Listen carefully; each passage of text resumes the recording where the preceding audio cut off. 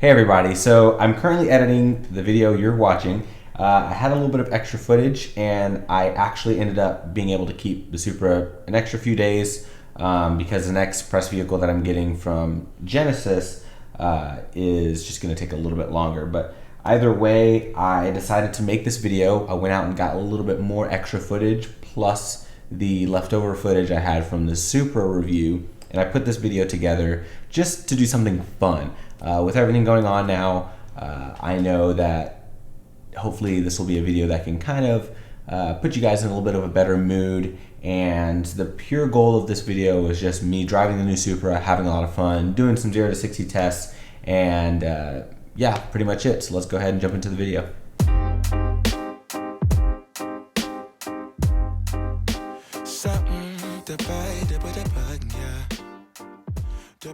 Okay, launch control is super finicky on this car. I hate using it, just so you guys know, but you have to be in sport, turn traction control off one time, but you can't do it like back to back. You gotta drive around for a bit and then do the whole process over again. But anyways, let's go ahead and see what we can do. Here we go. So foot all the way down the brake. Oh, nope, see, didn't do it that time. I wanted to spin out. Okay. So everything's off. Traction is off. Here we go. Nope, still wants to spin. Brake, floor it.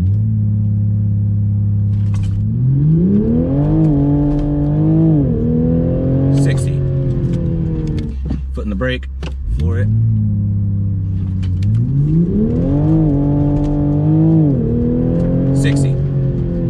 So foot in the brake, floor it.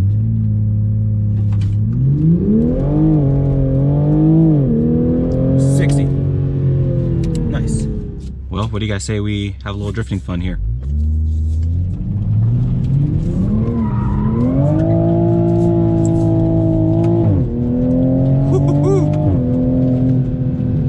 Nice.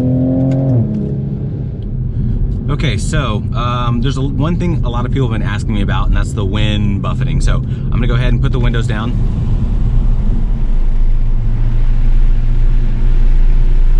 So as you guys can hear, it's pretty bad.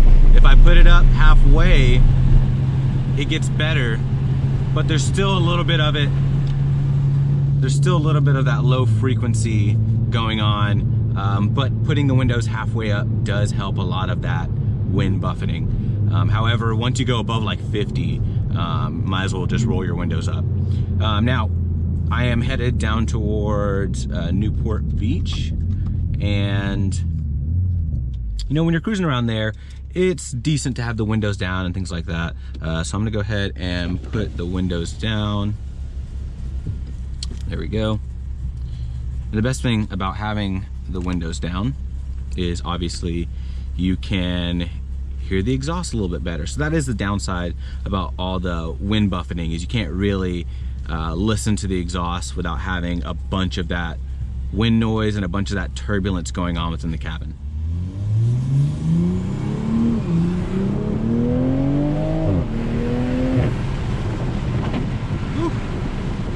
Yeah, so that's the frustrating part about having the windows down, and the audio probably just sounds horrible.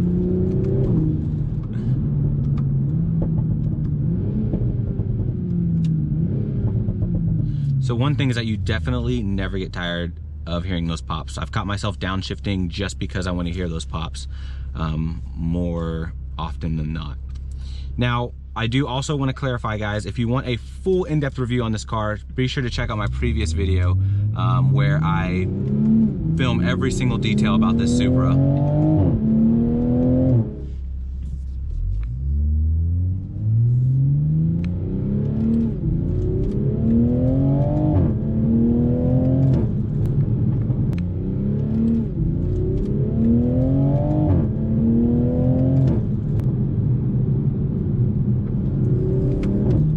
Okay, so let's talk about what this thing is like to drive on a daily basis. So I've had it for 7 days, 10 days now. The Toyota let me keep it an extra 3 days because of the virus. Press vehicles and stuff are kind of all over the place.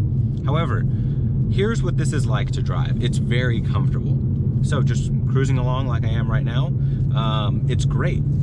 I like the way it drives. It's almost Mustang GT comfortable, but if I were to compare it to a Mustang or Camaro, I'd say it's about as comfortable as a Camaro. I think a Mustang is a little bit more comfortable, has that little bit softer suspension. You can easily daily drive this car. If you're a single guy, if you're a single gal, you can get in this and live with it every day.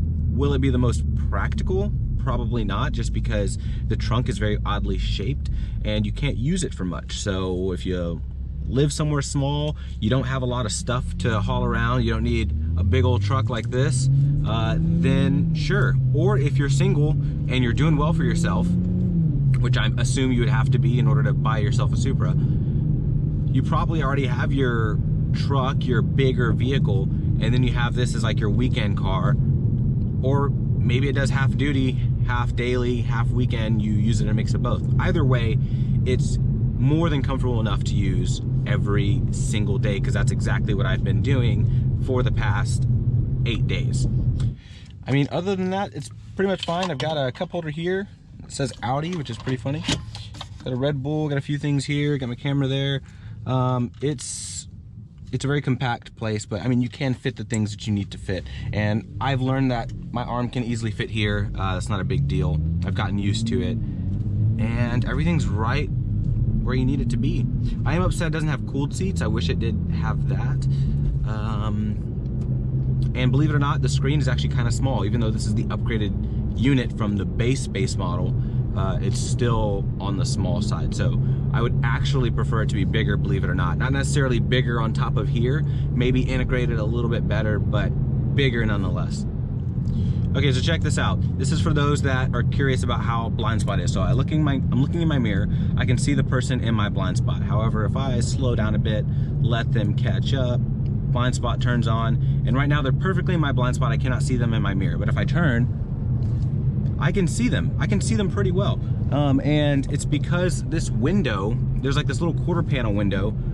Let me come to a stop, like right here, and it allows me to see further back than you would think. And here, now that I'm at a stop, I can show you guys. All right, so when I look back, I've got this little window right here, and it goes back pretty far, so that really does allow me to see at least the front of the car there. And because this is such a short vehicle, you can pretty much see the car either in your rear view, in your side mirrors, or if you look, you can see it right there. And then of course you have your blind spot to help you for that maybe couple of inches where you can't see anything, which, believe it or not, I have not had an issue with blind spots in this car. I thought I would, I really did, but surprisingly that window helps a ton, and this does have very large mirrors for being such a small car. Now the rear out of the back is pretty horrible, but once again, because it's so tiny, you're really seeing everything that is around you decently well, more so than I thought. Okay, so driving the Supra at night, one of my favorite things to do because I love nighttime driving. So I'm gonna go ahead and throw it in sport, turn off this automatic start stop, and it's just, there's more open road and it's just more fun to drive at night, and it's a little bit quieter. So when you're driving like a sports car at night, it feels louder just because everything around you is automatically quieter. There's less cars on the road, there's less white noise from the highways, and it's just better. So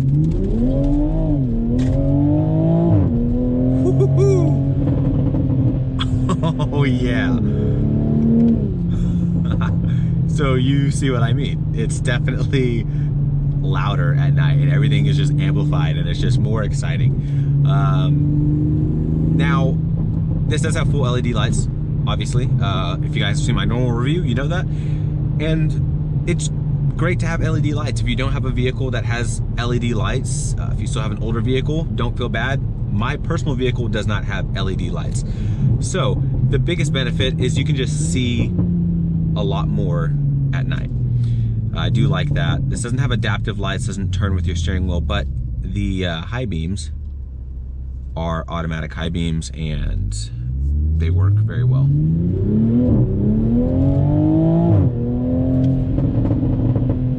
Oh, yes, sir. Man.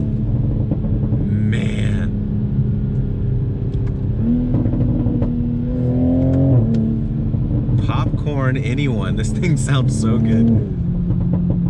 Whew.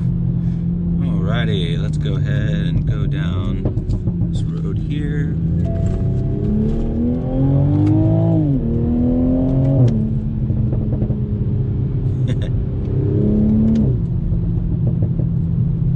It's like someone's knocking on your door. It's so funny. Hello? No one's here.